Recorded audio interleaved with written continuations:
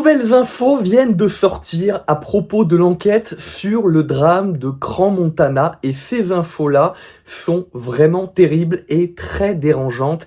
C'est les infos qui sont sorties sur l'enquête ces dernières minutes. On va en parler dans cette vidéo. On va parler d'une fameuse procédure pour empêcher l'enquête qui aurait été faite par les gérants. On va parler d'une fameuse bactérie qui aurait été à l'hôpital de Zurich. On va aussi parler d'un danger qui guette toutes les personnes qui parleraient dans les médias et sur internet du drame de Crans-Montana. C'est extrêmement inquiétant, mais c'est pas pour autant qu'il ne faut pas en parler. C'est pour ça que je vous fais cette vidéo. Je vous le dis tout de suite, avant de commencer cette vidéo, n'hésitez pas à vous abonner. C'est la seule chose qui peut vraiment nous aider. Si vous voulez qu'on achète du meilleur matériel, si vous voulez pousser la chaîne, si vous voulez tout simplement nous dire merci de vous faire des vidéos très régulièrement sur des sujets chauds comme celui-là pour relayer toutes les infos qui sortent sur la presse internationale et qui sont pas forcément relayées en France dans les médias où on tente un peu, j'ai l'impression, en tout cas c'est mon avis personnel, d'étouffer l'affaire.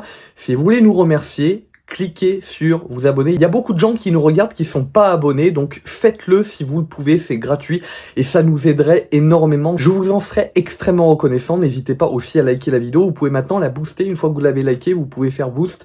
Ça fait en sorte que la vidéo, grâce à vous, peut atterrir sur l'ordinateur de personnes qui ne l'auraient jamais vue au départ. Donc merci du fond du cœur à ceux qui nous aideront et on commence tout de suite la vidéo du jour. Alors vous allez voir, on va monter en intensité par rapport aux infos que je vais vous révéler aujourd'hui. On va aller de pire en pire.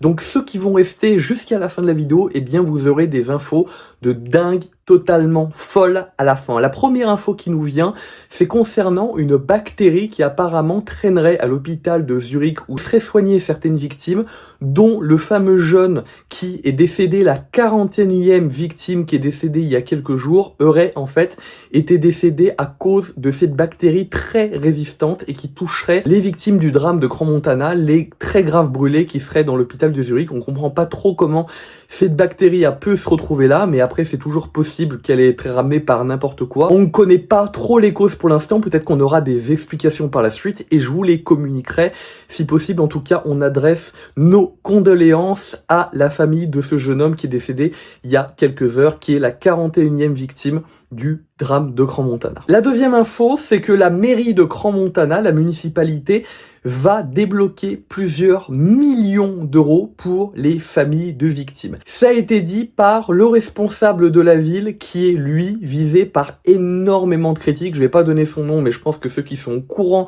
de l'histoire vont le reconnaître. C'est quelqu'un qui n'a pas voulu s'exprimer dans les premiers jours et qui est d'ailleurs une des principales personnes qui est visée, en tout cas dans l'opinion publique, par les accusations de corruption. Voilà, donc le fait qu'il n'ait pas déjà voulu en parler dans les premiers jours, qu'il n'ait pas voulu réagir, ça a rendu les choses encore plus louches, ce qui a augmenté les accusations de corruption qui peut-être sont vraies, on va pouvoir le confirmer par l'enquête et par les journalistes qui vont sortir dans les prochaines semaines. On verra ça, je vous tiendrai au courant.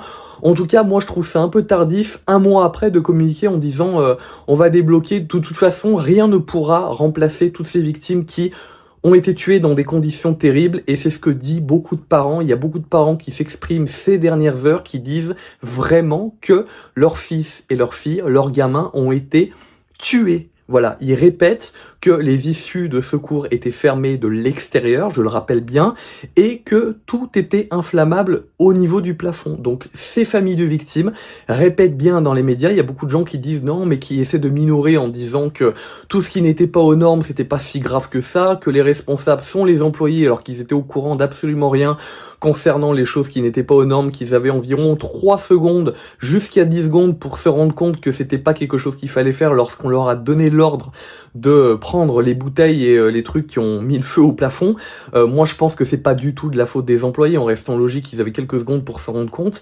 C'est la faute de tous ceux qui ont installé ce contexte avec des mains, ils ont fait des choses physiquement qui ont mené à ce drame et c'est ce que disent les familles de victimes qui, pour moi, c'est mon avis personnel, sont dans la raison et dans la logique à 100%. Je les rejoins lorsqu'ils disent que leurs enfants ont été tués par tout ce contexte, par ces gens qui ont mis en place des choses et qui les ont tués. Voilà, c'est le mot qu'il faut employer. Lorsqu'on met en place un contexte dans un lieu où tout est hautement inflammable au niveau du plafond, qu'on demande aux serveurs qui ne sont pas au courant de faire une petite pirouette et que tout fout le feu et que les issues de secours qui sont censées évacuer les gens sont fermées de l'extérieur, je suis désolé, mais pour moi, oui, je rejoins les familles de victimes. Ces jeunes-là ont été tués. Ils ne sont pas morts par accident, ils ont été tués par un contexte, par des choses qui ont été mises en place physiquement, par des mains de certaines personnes qui ont fait des choses physiquement, et ces actions-là ont, par effet rebond, tué ces jeunes. Il faut dire les choses telles qu'elles sont. Donc je rejoins totalement ces familles de victimes et je trouve que le fait de dédommager, de toute façon, va jamais les ramener et il faudrait qu'il y ait une action en justice, c'est-à-dire qu'il y ait des gens, les responsables plus précisément, qui soient envoyés en tôle le plus vite possible, que ça ne traîne pas. Je pense sincèrement que c'est la seule chose qui pourrait réparer un minimum, même si un jeune en dessous de 20 ans ou en dessous de 25 ans qui meurt, même à un âge plus âgé, quelqu'un qui meurt à un âge plus âgé dans des conditions pareilles, ne ramènera jamais, n'atténuera jamais totalement la peine de leurs parents et de leurs proches. Et c'est quelque chose qu'on comprend à 100%. Mais la moindre des choses, ça serait pas de débloquer de l'argent, ça serait d'avoir une justice la plus ferme possible, la plus en adéquation avec ce qui a été commis. D'accord? Pas extrême, mais la plus en adéquation, c'est-à-dire pas en dessous, mais aussi forte que ce qui a été commis, et une justice qui arrive le plus vite possible et faite dans les meilleures conditions. C'est tout ce qu'on leur souhaite. Maintenant, on va s'attaquer aux infos les plus chaudes et les plus hallucinantes sur ce dossier, et je vais vous les dire tout de suite. Les parents d'un jeune garçon de 16 ans qui fait partie des victimes de Crans-Montana a dit dans la presse la phrase suivante, je vais pas vous la dire au mot près, mais je vais vous la dire pour que vous puissiez la comprendre quand même. La personne qui révélera l'identité de la personne qui a payé la caution du patron du bar pour qu'il soit libéré sera en danger. Qu'est-ce que ça veut dire? Qu'est-ce que ça veut dire? Vous allez pouvoir me le dire dans les commentaires. Pourquoi ils avertissent que cette personne qui a payé la caution, on le rappelle que c'est une caution qui a été payée depuis Dubaï, que c'est quelqu'un potentiellement de très très riche, on ne sait pas qui pour l'instant, peut-être que ça va être révélé par les médias internationaux, par Blick ou par la presse italienne, vu qu'ils révèlent énormément de choses ces derniers jours, mais en tout cas, les parents de ce jeune homme qui a été victime de l'incendie de Crans-Montana, de ce terrible drame, nous disent aujourd'hui dans la presse, d'après ce qu'ils savent, peut-être que c'est un avis, peut-être que c'est basé sur des sources sérieuses qu'ils ont eues, que la personne qui va révéler l'identité de cette personne-là, qui a payé la caution, court un grave danger. Qu'est-ce que ça veut dire selon vous? Vous allez pouvoir me le dire. Je sais pas s'il y a un vrai danger. S'il y a un vrai danger, je sais pas s'ils vont aller jusqu'à menacer des rédactions entières de personnes, car à mon avis, ça va finir par être sorti et par être révélé au minimum par les enquêteurs.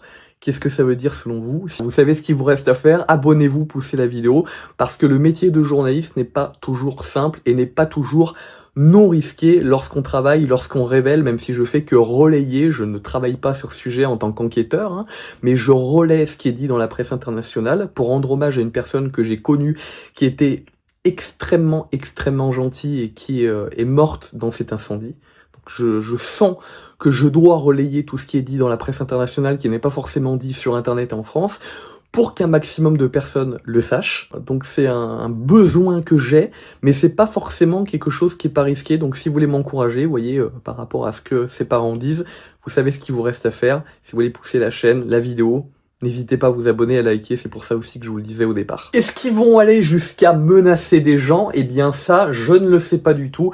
En tout cas, comme disent la plupart des gens sur Internet, il faut mettre la pression maximale sur les autorités. Tout ça passe par le relais, par le fait que les vidéos qui parlent du sujet soient de plus en plus relayées. Tout ça compte énormément. La dernière info que je vais vous partager aujourd'hui, et qui est l'info pour moi la plus chaude et qui révèle énormément de choses aussi, c'est une info concernant le couple de gérants qui, d'après une info qui est sortie il y a quelques heures, aurait tenté de bloquer un recueil de témoignages sur les événements de l'incendie de leur propre établissement. La justice doit prochainement se prononcer, c'est-à-dire qu'ils sont en train de mettre en œuvre, on ne sait pas si c'est eux directement ou via leurs avocats, ils essayent de mettre en œuvre des actions pour faire en sorte que les témoignages de gens qui peut-être étaient là sur place ou peut-être ont vu des choses qui pourraient leur nuire, qui pourraient alerter sur le fait qu'ils soient parmi les coupables. Je pense pas qu'ils soient les seuls coupables, bien évidemment. Je pense qu'il y a la mairie et le canton qui sont extrêmement corrompus aussi. Mais on voit qu'ils essayent de faire en sorte que les gens qui puissent parler, qui puissent témoigner, tout simplement ne puissent pas le faire. Que ces témoignages, que cette ouverture de la parole, que cette liberté d'expression ne puisse pas avoir lieu à l'origine. Que cette ouverture de la parole soit bloquée à partir du début. C'est-à-dire que les personnes ne puissent pas du tout s'exprimer. C'est vraiment des méthodes de corrompus à 100%, je le pense, je vous le dis cash. Il devrait y avoir la possibilité pour toutes les personnes qui ont vu des choses et qui veulent témoigner sur ce qu'ils ont vu, de parler à 100% sans être menacés, sans être bloqués. C'est la moindre des choses dans un drame pareil et on devrait soutenir toutes les victimes à 100% et ne pas leur cracher dessus comme beaucoup de sombres ordres qui ont craché sur les victimes, en tout cas au début du drame, qui étaient très nombreuses sur internet dans les premiers jours et qui, je vous le dis, ces personnes-là n'auraient jamais dit de telles insultes sur des gens qui sont entre la vie et la mort en train de se battre aujourd'hui, grands brûlés dans les hôpitaux. Ils n'auraient jamais dit ça devant les victimes elles-mêmes, mais aussi devant leurs parents. C'est des gens qui parlent que sur Internet, qui font un peu les cadors, mais qui, lorsqu'ils auraient pu se retrouver devant les personnes en question, devant leurs proches, n'auraient jamais osé, c'est même pas qu'ils auraient jamais osé, c'est qu'ils n'auraient jamais eu le moindre courage, la moindre once de courage pour dire un seul mot des phrases qu'ils ont dit terribles, des phrases dégueulasses qu'ils ont dit sur Internet pour cracher sur ces victimes-là. Donc c'est des gens qui sont stupides, qui sont méchants, mais qui, en premier lieu, j'ose le dire, qui sont extrêmement lâches.